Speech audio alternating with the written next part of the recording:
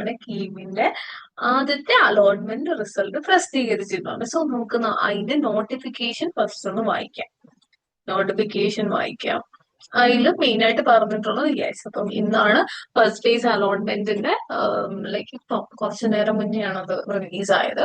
അപ്പം ഇതിന്റെ ബേസിസ് അറിയാലോ, 11/7/2025 ജൂലൈ 11th തൊട്ട് 18th ജൂലൈ വരെയുള്ള ആ ഒരു online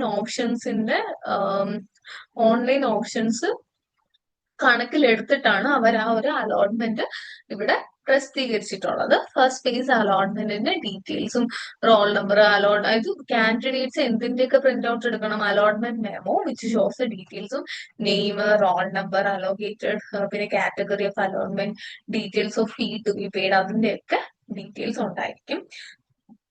Those candidates who got an allotment shall have to remit the fee to be paid to the Commissioner of Entrance Examinations as specified in the first phase allotment memo at any of head post office in Kerala.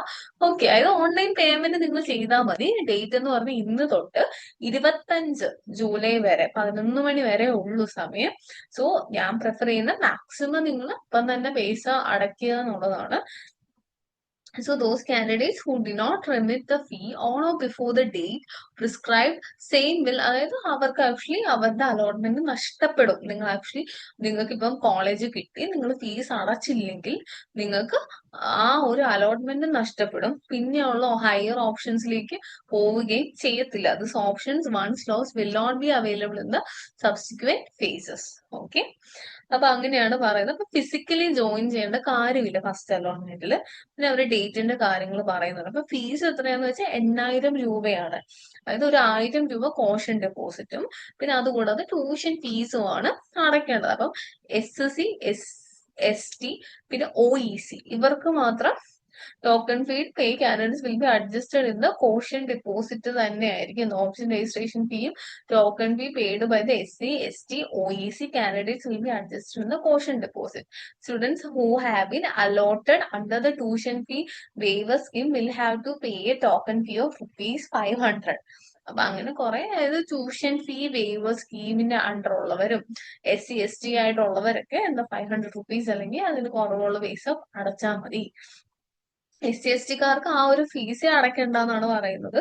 ബാക്കി ഈ tuition fee waiver സ്കീമിന് under ഉള്ളവർക്ക് 500 rupees അടച്ചാൽ മതി. ബാക്കി എല്ലാവർക്കും 800 rupees ആണ്.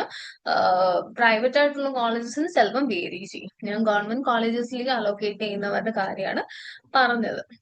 അപ്പം നമ്മുടെ എക്സാമ്പിൾ നോക്കുകയാണെങ്കിൽ നമ്മുടെ ഈ പോർട്ടൽ ഇതുപോലെ ആയിരിക്കും ഇരിക്കുന്നത്. അപ്പൊ നിങ്ങൾ എന്ത് ചെയ്യണം, പ്രിന്റ് അലോട്ട്മെന്റ് മെമ്മോ ചെയ്തിരിക്കണം. അത് ക്ലിക്ക് ചെയ്ത് നിങ്ങൾ പ്രിന്റ് ഔട്ട് ചെയ്ത് ഒരു PDF സേവ് ചെയ്ത് വെച്ചിരിക്കണം.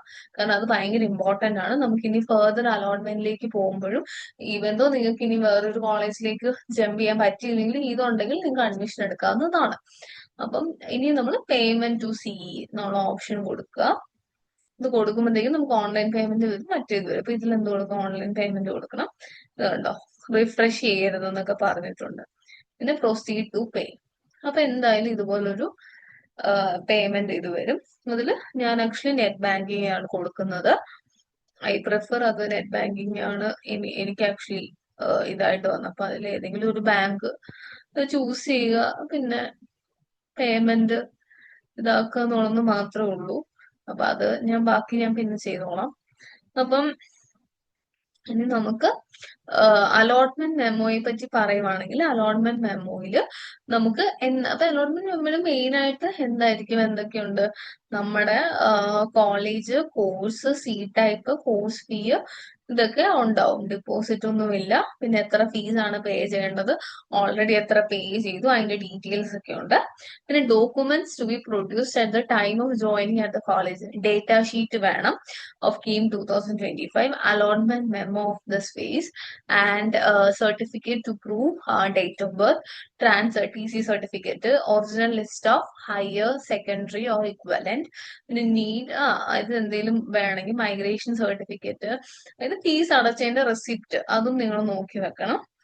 CBSE ICSE ഒക്കെ അവർക്ക് അങ്ങനെ വേറെ എലിജിബിലിറ്റി സർട്ടിഫിക്കറ്റ്സും വരുന്നുണ്ട്. പിന്നെ നമ്മൾ ഏതൊക്കെ സർട്ടിഫിക്കറ്റ്സ് ആണ്, അതായത് SC ST അങ്ങനെ നമ്മുടെ റിസർവേഷൻ സർട്ടിഫിക്കറ്റ്സ് ഉണ്ടെങ്കിൽ അത്, പിന്നെ ഫിസിക്കൽ ഫിറ്റ്നസ് സർട്ടിഫിക്കറ്റ് ഒരു ഗവൺമെന്റ് ആയിട്ടുള്ള ഒരു ഹോസ്പിറ്റലിൽ നിന്ന് വേണം നിങ്ങൾ അത് എടുക്കാനായിട്ട്. അപ്പൊ ഇത്രയും കാര്യങ്ങളാണ് ഡോക്യുമെന്റ്സ്. നമുക്ക് actually at the time of joining at the കോളേജിൽ വേണ്ട കുറെ ഡോക്യുമെന്റ്സ് ആണിത്. മെയിൻ ആയിട്ട് നിങ്ങൾ നോക്കേണ്ട കാര്യം എന്താന്ന് വെച്ചാൽ ഡേറ്റ് തീരുന്നതിന് 11 AM കൊണ്ട് തീരും. അതിനുള്ളിൽ നിങ്ങൾ ഫീ പേയ്മെന്റ് നടത്തിയിരിക്കണം. ഓക്കെ, അപ്പം അതാണ് മെയിൻ ആയിട്ട് ഉള്ള കാര്യം. ഫീ പേയ്മെന്റ് നടത്തിയാലേ അടുത്ത അലോട്ട്മെന്റിലേക്ക് നിങ്ങൾക്ക് കിടക്കാൻ പറ്റത്തുള്ളൂ. അല്ലാതെ നിങ്ങൾക്ക് വേറൊരു അലോട്ട്മെന്റിലേക്ക് കിടക്കാൻ പറ്റില്ല. സോ അപ്പം അത്രേ ഉള്ളൂ ഇന്നത്തെ ഒരു വീഡിയോയിൽ ബ്രീഫായിട്ട് എനിക്കൊന്ന്, അതായത് ഫസ്റ്റ് അലോട്ട്മെന്റ് ഞാൻ പറഞ്ഞ പോലെ തന്നെ, ലൈക്ക് ഇപ്പൊ എന്റെ സിസ്റ്ററിന്റെ അടുത്ത് നോക്കുവാണെങ്കിൽ അവർക്ക് സെയിം തന്നെ, ഇത് ഫസ്റ്റ് നമ്മുടെ പ്രൊവിഷനിൽ വന്ന സെയിം തന്നെയാണ് വന്നിട്ടുള്ളത്. ഐ തിങ്ക് 90% ഓഫ് നിങ്ങൾക്കും അതുപോലെ തന്നെയായിരിക്കും. സോ മാക്സിമം നിങ്ങൾ ഇൻഫർമേഷൻസ് ഷെയർ ചെയ്യണം. പിന്നെ അതുകൂടാതെ ഫീ പേയ്മെന്റ് നടത്താൻ മറക്കരുത്. ഡോക്യുമെന്റ്സ് ഒക്കെ റെഡി ആക്കി വെച്ചേക്കണം. എന്ത് നിങ്ങൾ ചെയ്താലും അതിന് സ്ക്രീൻഷോട്ട് എടുക്കുക, പിന്നെ പ്രിന്റ് ഔട്ട് എടുത്ത് PDF ആയിട്ട് സേവ് ചെയ്ത് വെക്കുക.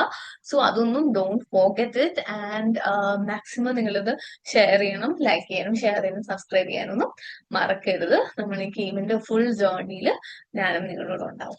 Okay, okay, bye bye, see U.